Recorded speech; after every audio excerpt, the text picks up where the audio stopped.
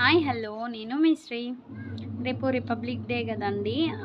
ముందు రోజు మనం చిన్నప్పుడు కొన్ని విషయాలు తలుచుకుంటే భలే అనిపిస్తుంది కదా.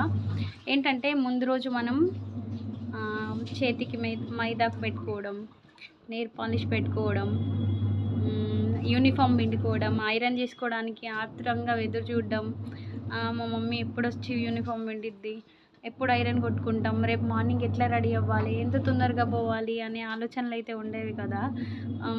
ఏంటి చేతులకి జెండా కలర్ గాజులు వేసుకోవడం, ఇంకా బ్యాండ్ పెట్టుకోవడం, జెండా బ్యాండ్ పెట్టుకోవడం, ఇక్కడ యూనిఫామ్కి జెండా పెట్టుకోవడం, అట్లాంటివి చాలా మెమరబుల్ కదా.